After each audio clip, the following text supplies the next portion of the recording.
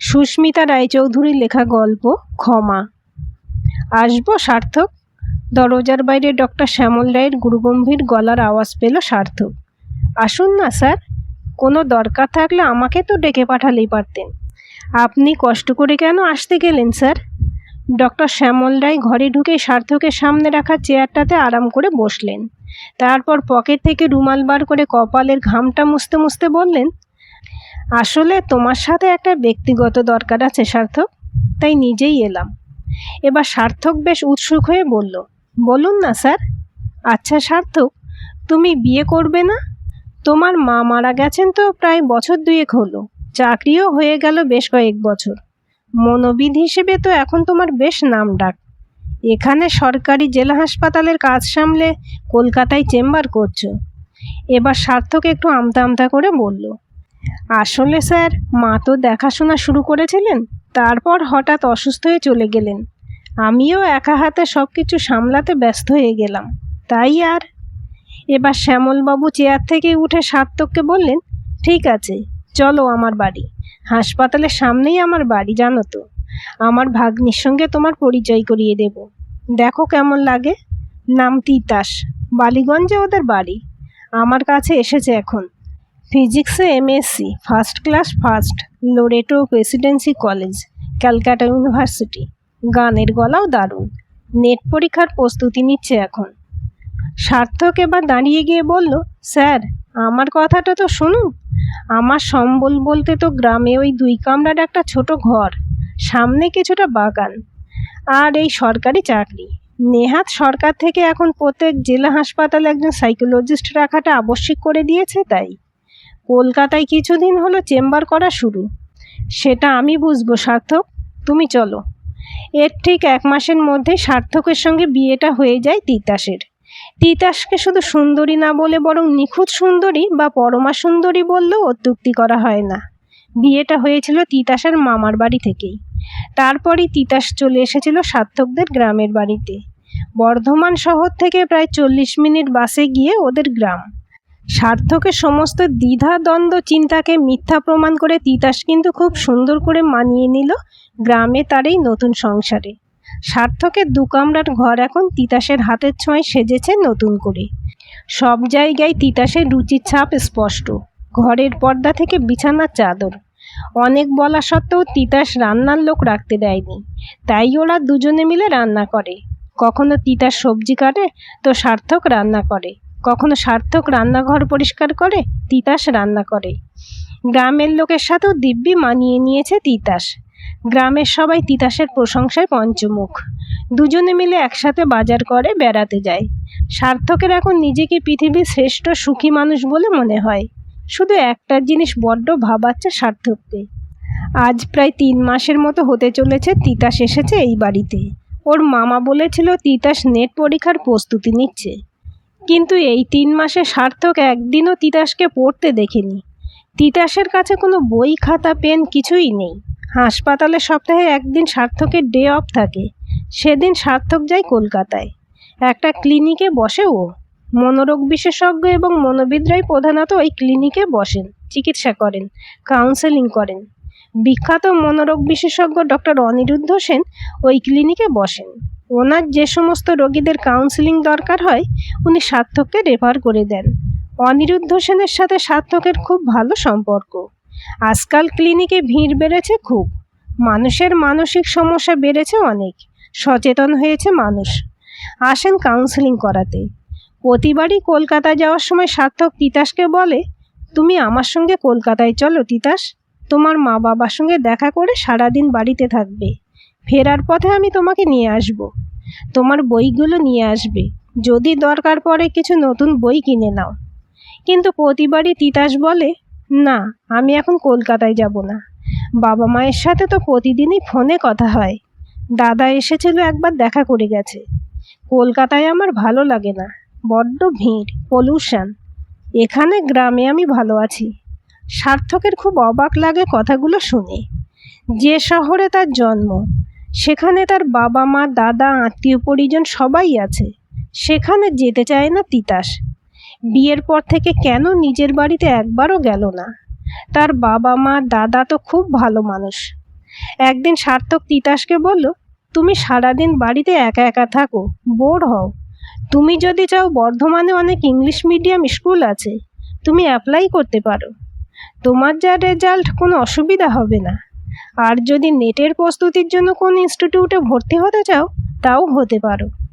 এবার তিতাস খুব করুণ মুখে আমার দিকে তাকিয়ে বলল, তোমার কি আমাকে খাওয়াতে খুব অসুবিধা হচ্ছে? আমার চাকরি করা কি জরুরি? এমন উত্তর আশা করেনি সার্থক। তাড়াতাড়ি গিয়ে তিতাসের হাত দুটো ধরে বলল, না না তিতাস, একেবারেই তা নয়।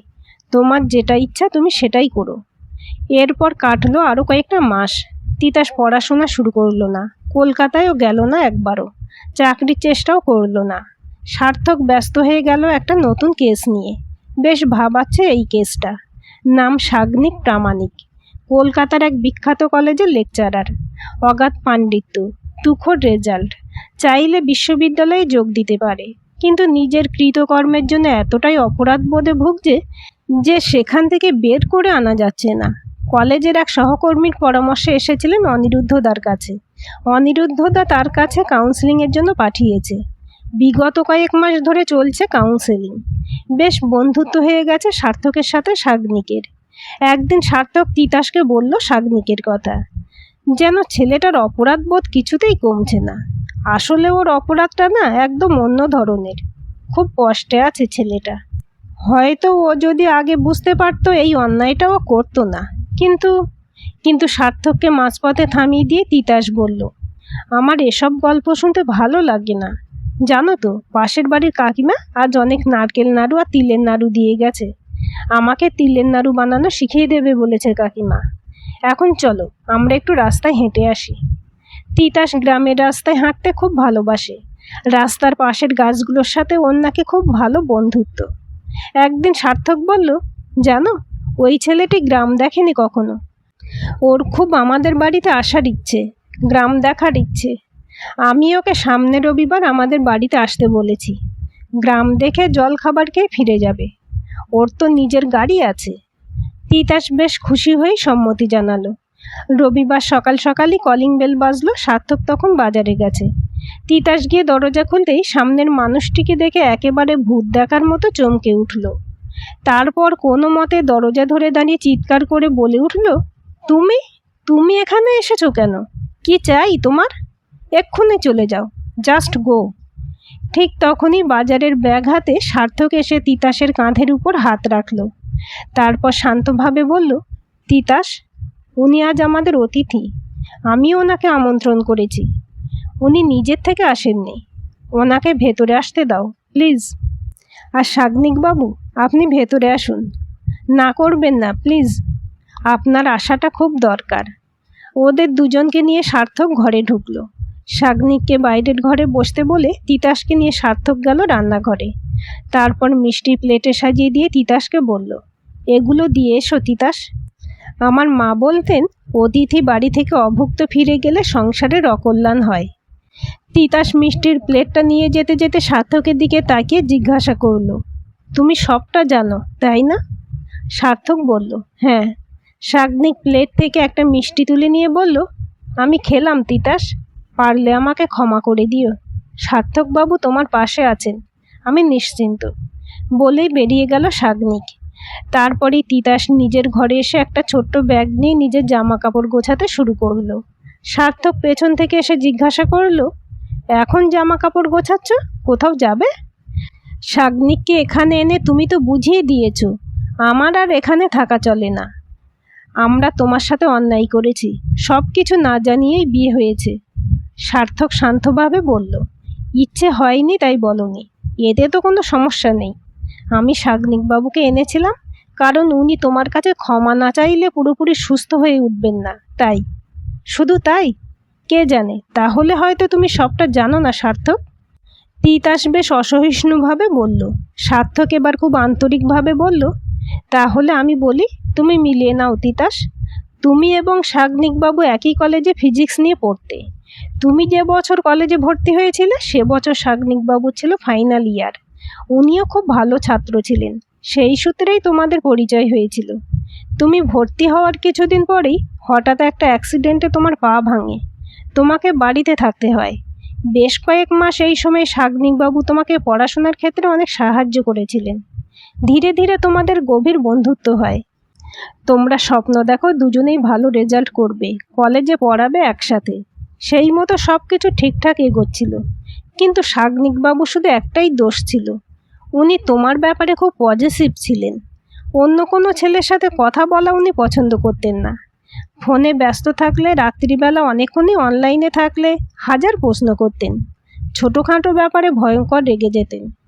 তোমার অন্যের সঙ্গে কথা বলা, গল্প করা কোনোটাই সহ্য করতে পারতেন না উনি।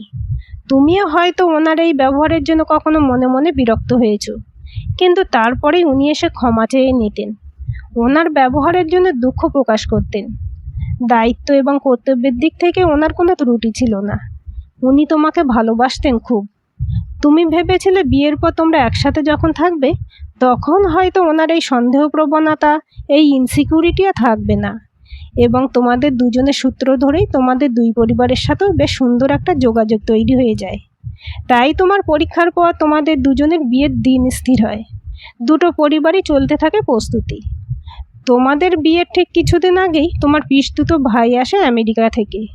যেহেতু তোমার পিসি বিয়ের পর থেকে আমেরিকাতেই থাকতেন এবং তোমার পিসতুতো ভাই আগে বিশেষ আসেননি, তাই সাগ্নিকবাবুর সাথে তার কোনো পরিচয় ছিল না।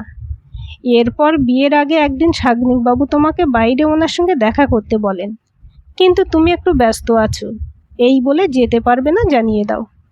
তারপর হঠাৎ করেই তোমার পিসতুতো ভাই বাইরে শপিং করতে যাওয়ার প্ল্যান করে। তুমি আর তোমার ভাই শপিং করতে বেরিয়ে যাও। রাস্তায় ঘোরাঘুরি করে, শপিং করে, বাইরে খাওয়া দাওয়া করে তোমরা গিয়েছিলে সিনেমা দেখতে। তোমরা সিনেমা দেখতে কোনো মাল্টিপ্লেক্সে না গিয়ে একটা পুরনো সিঙ্গেল স্ক্রিনে চলে যাও। খবরটা কোনো বন্ধু মারফত সাগ্নিকবাবুর কাছে পৌঁছে যায়। তোমরা যখন সিনেমা দেখে দুজনে হল থেকে বেরোচ্ছ, সিনেমা হলের বাইরে দাঁড়িয়েছিলেন সাগ্নিকবাবু। তোমাদের দুজনকে একসঙ্গে ওখানে দেখেই বেশ উত্তেজিত হয়ে ওঠেন উনি। তীব্র শ্লেষ মিশিয়ে বলে ওঠেন, এটাই তোমার ব্যস্ততা, অন্য একজনের সাথে ঘুরে বেড়ানো, এরকম একটা হলে সিনেমা দেখা। তোমার ছোট ভাইয়ের কাছে নিজের হবু বরের এরকম আচরণে তুমি রাগে অপমানে একেবারে বিধ্বস্ত হয়ে গিয়েছিলে। লোকজন, পারিপার্শ্বিক পরিস্থিতির কথা চিন্তা না করেই তুমিও রেগে গিয়ে বলেছিলে, যা জানো না তা নিয়ে কথা বলো না। এরপর কথার উত্তরে কথা বলতে বলতে সাগ্নিকবাবু মেজাজ হারিয়ে তোমার গালে একটা থাপ্পড় মেরে বসেন। তুমিও হঠাৎ করে সাগ্নিকবাবুর ওই আচরণে একেবারে বিধ্বস্ত হয়ে যাও। এরপর তোমার ভাই তোমাকে কোনো মতে ওখান থেকে বাড়ি নিয়ে আসে। আর ঠিক তার পরের দিনই তোমরা সকলেই মিলে কলকাতার বাড়ি থেকে তোমার মামার বাড়িতে চলে আসো। পরের দিন তোমার বাবা সাগ্নিকবাবুদের বাড়িতে ফোন করে জানিয়ে দেন যে এই বিয়ে আর হবে না, তুমি বিয়ে করতে চাও না। সেদিনই তোমার বাবার কথাতে সাগ্নিকবাবু জানতে পারেন যে তোমার সাথে থাকা ছেলেটি তোমার বিয়েতে আসা তোমার পিসতুতো ভাই ছিল। এরপর থেকে তুমি আর কোনোদিন কলকাতায় ফিরে যাওনি, বরং আমার সাথে তোমার বিয়ে হয়, আর তারপর থেকে তুমি এই গ্রামে। আর তোমার মা, বাবা, দাদা ফিরে যান কলকাতায়। সাগ্নিকবাবু অনেক করে তোমার কথা ওনাদের থেকে জানতে চাইলেও ওনারা কিছু বলেননি তোমার সম্বন্ধে, বাড়িতে ঢুকতেও দেননি। তাই তুমি কোথায় আছো, কেমন আছো, উনি সেসব কিছুই জানতে পারেননি। এই সবটুকুই আমার সাগ্নিকবাবু থেকেই শোনা। এরপর থেকে গভীর অপরাধ বোধে উনি ডিপ্রেশনে চলে যান। ওনার মনে হয় ওনার জন্য তোমার জীবনটা নষ্ট হয়ে গেছে। উনি কলেজেও নিয়মিত যাচ্ছিলেন না, বাড়িতে এক প্রকার নিজেকে আবদ্ধ করে নিয়েছিলেন। সেই সময় ওনার এক সহকর্মী ওনাকে অনিরুদ্ধদার কাছে নিয়ে আসেন, তারপর সেখান থেকে আমার কাছে। ঠিক বলেছি তো তিতাস? তিতাস নির্বিকার মুখে বলল, হ্যাঁ। তারপর উঠে গিয়ে আবার ব্যাগ গোছাতে শুরু করলো। এবার সার্থক তিতাসের খুব কাছে এসে বলল, তুমি এত ছোট ব্যাগে জামা কাপড় নিচ্ছ কেন? একটা বড় ব্যাগ নাও, তাহলে আমাদের দুজনের জামা কাপড় একটা ব্যাগেই ধরে যাবে। এবার তিতাস অবাক হয়ে সার্থকের দিকে তাকিয়ে বলল, তুমিও আমার সঙ্গে যাবে? সার্থক বলল, নিশ্চয়ই। তুমি তোমার বাড়ি যাবে আর আমি শ্বশুর বাড়ি যাব। তুমি যতদিন থাকবে আমিও তোমার সঙ্গে ততদিনই ওখানে থাকব, তারপর তোমাকে নিয়ে ফিরব। তেমন হলে না হয় আমি ওখান থেকে হাসপাতালে আসব আর ফিরে যাব, কিন্তু তোমাকে ছেড়ে আমি থাকতে পারবো না। এবার তিতাস কাঁদতে কাঁদতে এসে জড়িয়ে ধরল সার্থককে। অঝরে কেঁদে চলেছে তিতাস। সার্থক তিতাসের মাথায় হাত বোলাতে বোলাতে বলল, কাঁদো তিতাস, আজ তোমার এই চোখের জলের সাথে সাথে তোমার সমস্ত দুঃখ, কষ্ট, রাগ, অভিমান সব ধুয়ে মুছে যাক। তুমি মুক্ত হও। তিতাস কাঁদতে কাঁদতে বলল, তুমি আমাকে এত ভালোবাসো সার্থক? সার্থক এবার তিতাসের চোখের জল মুছে দিতে দিতে বলল, কোনো সন্দেহ আছে? তবে আমি শুধু নয়, সাগ্নিকবাবুও তোমাকে খুব ভালোবাসতেন। তার ভালোবাসাতেও কোনো খাত ছিল না। তবে উনি মানসিকভাবে অসুস্থ ছিলেন। অত্যাধিক সন্দেহ প্রবণতা, হঠাৎ করে প্রচণ্ড রেগে যাওয়া, নিজের উপর নিয়ন্ত্রণ রাখতে না পারা, এগুলো সবই মানসিক অসুস্থতার লক্ষণ। তাই এতদিন ধরে ওনার চিকিৎসা, কাউন্সেলিং চলছিল। কিন্তু উনি তোমার খবর না পাওয়া পর্যন্ত কিছুতেই মানসিক শান্তি পাচ্ছিলেন না। আর আমার মনে হয়েছিল উনিও তোমার কাছে এসে ক্ষমা না চাইলে তুমিও কোনো স্বাভাবিক জীবনে ফিরতে পারবে না। তোমার মতো একটা ব্রিলিয়ান্ট ছাত্রী পড়াশোনা বন্ধ করে লোকচক্ষুর আড়ালে থাকবে, সেটা আমি কেমন করে হতে দিতে পারি বলো? তাই এই নাটকটুকু করতে হলো। এবার তিতাস সার্থকের বুকে মাথা রেখেই বলল, সরি সার্থক, আমি তোমাকে ভুল বুঝেছিলাম, কিছু মনে করো না। সার্থক শক্ত করে জড়িয়ে ধরল তিতাসকে। আজকের গল্পটি কেমন লাগলো কমেন্ট করে জানাবেন। ভালো লাগলে লাইক, হাইপ, শেয়ার করবেন। আর চ্যানেলটি সাবস্ক্রাইব করে বেল আইকনটি ক্লিক করে রাখতে ভুলবেন না।